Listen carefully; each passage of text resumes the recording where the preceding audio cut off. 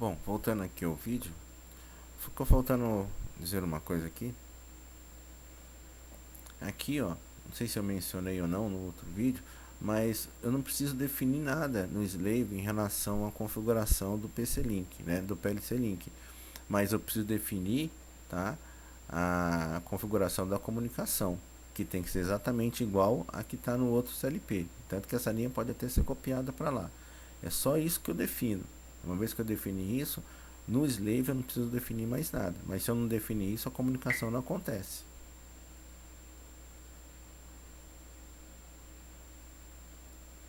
Certo? Vamos aqui. Tá meio lento aqui o negócio, mas tudo bem. Vamos ver aqui, a gente está falando da comunicação, né? Digamos aqui. Aqui eu tenho de acordo com o manual, eu tenho uma memória que ela é referente ao erro de comunicação, a flag de erro, tá vendo? É a 393. Tá, só que ela esse flag só existe, tá, no meu mestre. Então, e se eu puxar o cabo, ele de fato vai acender. Mas vamos dizer aqui, ó, o que acontece é o seguinte, eu tenho aqui, liguei aqui os motorzinhos, tá, e varia aqui. Isso aqui é o erro que está acontecendo do simulador. Então tá aqui, beleza, tá tudo ligado, tá? Não vou nem ligar do outro lado, tá? Mas aqui, posso ele deixar um aqui. Mas se a comunicação cair, não quer dizer que essas memórias vão ser zeradas, entendeu? E eu só tenho flag de um lado. Então quem tem que tomar atitude do que fazer quando cai a comunicação é o programador. Eu vou puxar o cabo aqui, ó. Puxei o cabo aqui.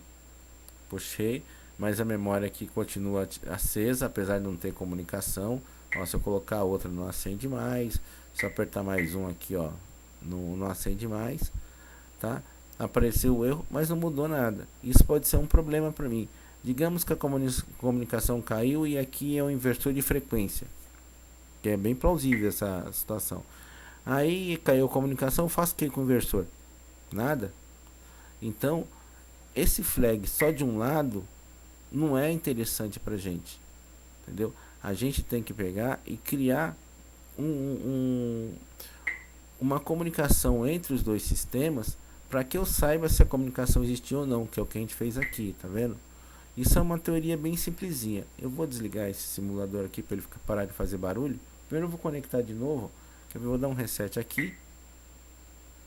Ó, resetei aqui, normal, mas não resetou ninguém. A partir do momento que a comunicação é restabelecida,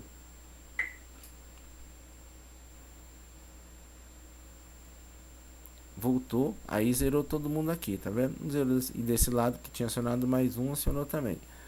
Que isso, beleza, isso aí até aí tá certo. Mas eu tenho que resolver isso de uma outra forma. Eu tenho que saber que existe essa opção nos dois lados. O que eu faço então? Vou descer aqui. Desliguei só um simulador porque ele fica fazendo barulho.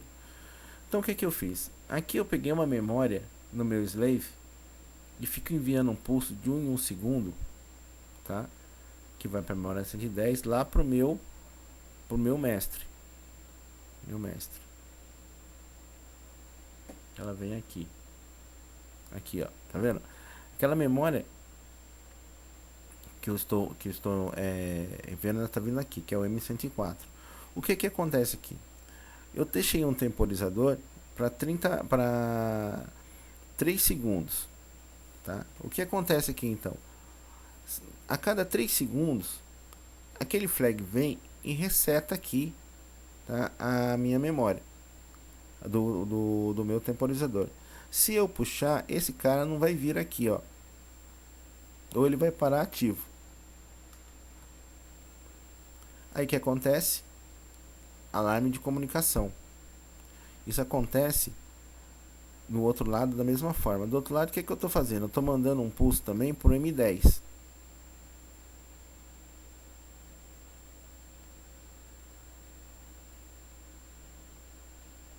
Aqui tá aqui.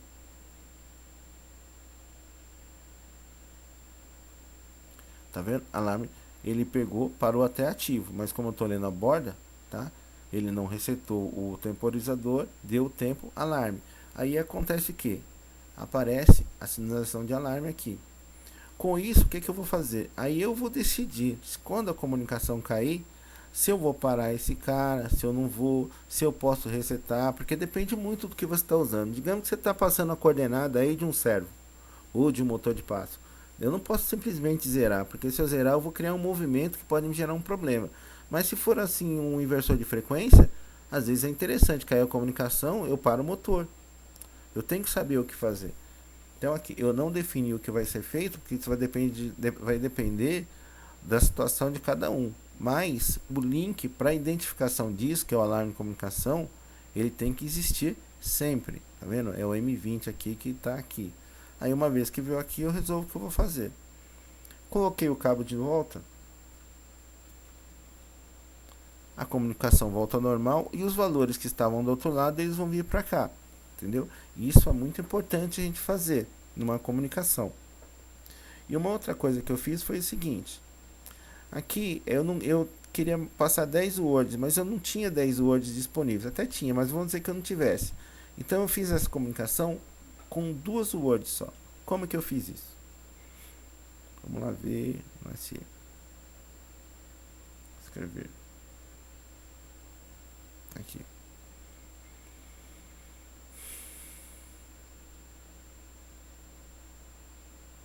Aqui. Só essas duas. Eu criei um link. Eu peguei e criei aqui, ó. Quando eu inicializo, eu crio um índice, tá vendo? Esse índice aqui, ó, ele fica variando de 100 em 100 milissegundos. Aqui. E o que acontece?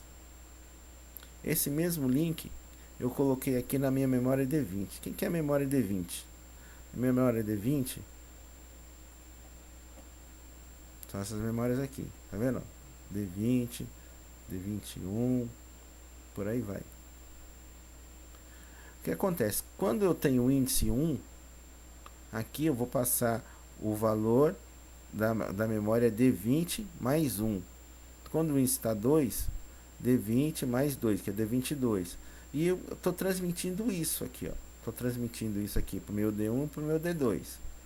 E que eu estou transferindo para o outro lado? No D1 o índice e no D2 a variável.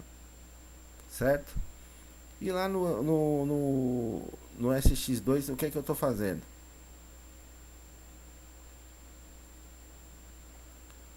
A mesma coisa. Eu estou só decifrando ao contrário. Vamos ver aqui o Word.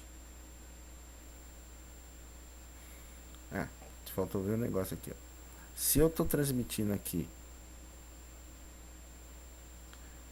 o índice, ele está indo para a memória D202 e a variável está indo para D203. Então aqui, na minha D202, eu peguei e coloquei esse valor que é o índice, passei para um índice aqui de novo, tá? Que é o E0 do meu DVP SX2. E aqui o valor da memória, o D203, eu estou dizendo a qual memória ela equivale. Eu coloquei D20 aqui, mas poderia colocar qualquer uma, D30, ele ia variar do D30, o índice está indo 0 a 9 lá. O que está indo 0 a 9?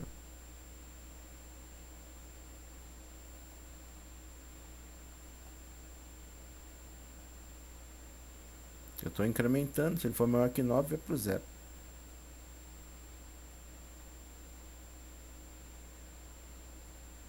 O índice está variando de 0 a 9, aí ele está povoando isso daqui. Eu poderia fazer isso só com 9? Não, eu poderia passar aqui até 1000 memórias, só que ia demorar, né? Porque a gente tem lá um tempo de mudança aqui dos índices, que varia de acordo com a velocidade da comunicação, tá? Então se fosse 1000 ia demorar. Para 1000 talvez se a gente tivesse, eu poderia com 10 memórias e um índice povoar uma tabela de 1000 posições facilmente, tá? Com 11 memórias eu povoaria 20.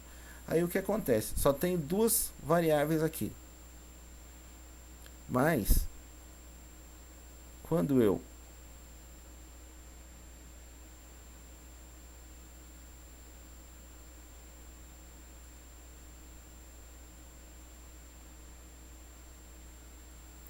escrevo aqui no D20,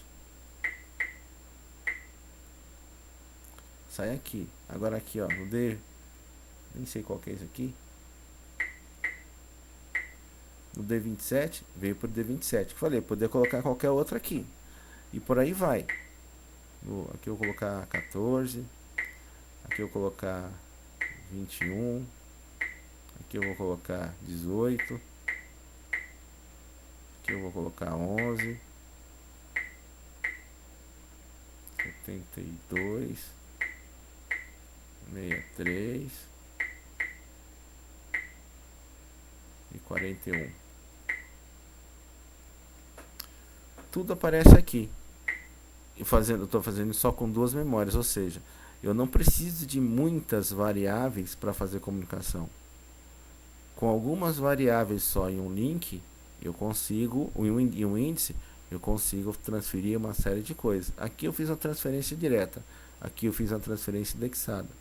Então, com isso, só para terminar o vídeo, a gente mostrou o seguinte: como configurar o link, como que funciona a transferência, como criar um MUX demux através de constantes e como fazer como gerenciar uma comunicação e como fazer uma transferência indexada de valores usando poucas variáveis para povoar uma tabela do outro lado, certo? Então é isso aí. Com isso a gente termina o vídeo.